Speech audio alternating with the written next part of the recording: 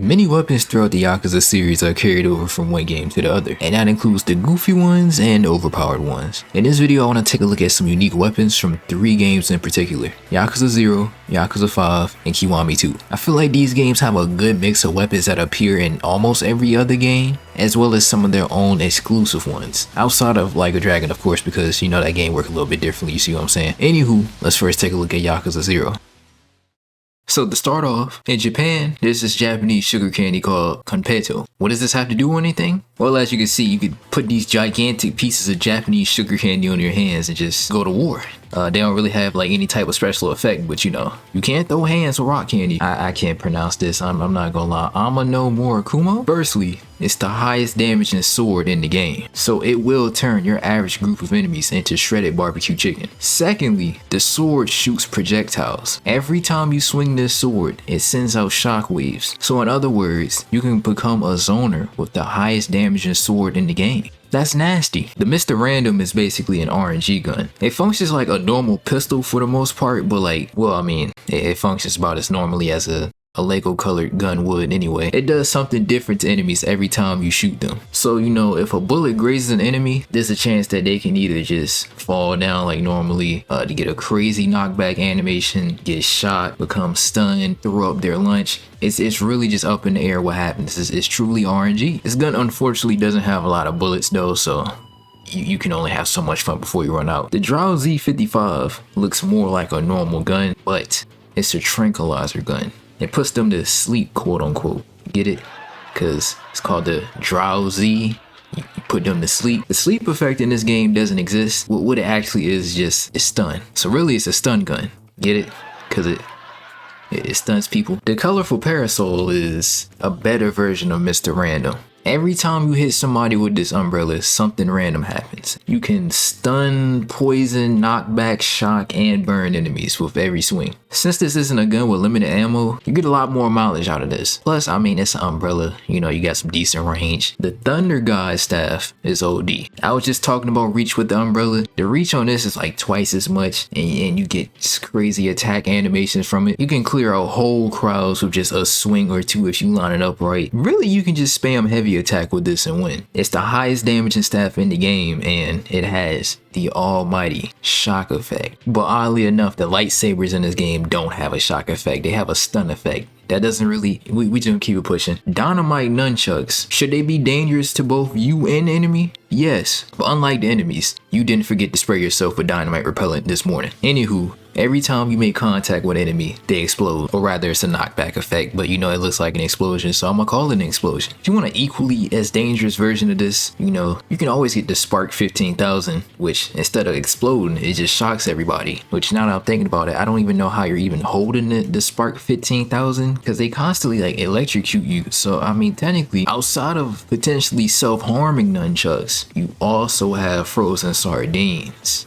They do nothing special. I just thought the world needed to know that if you wanted to, you can use 2 frozen sardines on a chain in this game if you really wanted to. Speaking of frozen fish, have you ever used frozen tuna as a hammer before? You said nah. The Destroyer of Lands. It's a normal cannon. I just thought it had a cool name. I mean, this is a ginormous cannon, by the way. It's kind of finicky to use. It's a little wonky. I wouldn't really take this over, you know, the colorful parasol, for example, but it's called the Destroyer of Lands. Like, you gotta give it a chance. There's also a Marlin cannon. I don't know what's up with this game is fish, but they're just everywhere. Moving on to Yakuza 5, a lot of the weapons carry over, of course, like I said in the intro, but there's also like a lot of really weird, just random household-like objects that can be used as a weapon in this game, way more than usual. For example, leeks. You can just straight up fight people with leeks. I ain't gonna lie, the leek animations kind of go crazy, but clothes hangers, but they're nunchucks, crab scissors, which, damn, are crab scissors really this big? But then once you start straying away from, you know, the household objects a little bit, you got a toy hammer, which makes a very odd noise that I can't describe, so I'm just gonna play it.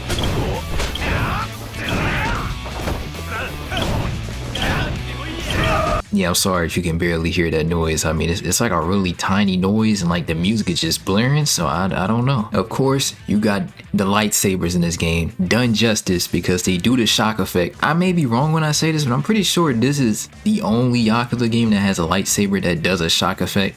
and not a stun effect. But now I want to talk about the weirdest weapon I've seen. It's not necessarily because it's an odd thing to use as a weapon, but rather how it functions. The skyrocket is a weapon you can store in your inventory, but once you take it out, you can't store it back in. Usually when you have an equipped weapon, right, when you press grab, you know, you get some type of attack with it. But with the skyrocket, you just throw it. Now you can use a triangle and a square attack with it, but really, you're supposed to use a heat action because that's the only way you can truly use this. So once you build up the heat, you know, you start your heat action, this is what happens.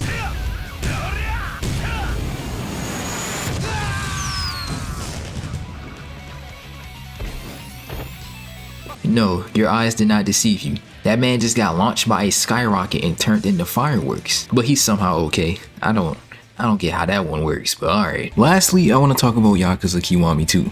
There's some new weapons that hasn't been seen before in this game, you know, and there's some weird ones too. We'll get to it right fast. First thing first is the GBHG. This pair of knuckles might look familiar if you look at them long enough. And that's because these are the same knuckles that Gary Buster Holmes used when you face him in the game. Now this weapon is kinda OD because it has infinite durability and it stuns enemies. I have no clue how this man made this contraption, but shout out Gary Buster Holmes. But going from extremely useful to not so useful, let's talk about the baseballs. Baseballs suck damage wise and they break after just one throw. But if you want to become an unhinged maniac, you can just keep an entire inventory full of them just to beam at people. You also got grenades, stun grenades, and flashbangs in this game if for whatever reason you want to just start playing Call of Duty out of nowhere. But I think where this game shines the most is with its sword weapons. Not necessarily because they're actually really that innovative, but just because they just look beautiful. The swords in the Dragon Engine they just hit different. But there is one I want to really highlight, and that is the Demon Blade Yogetsu.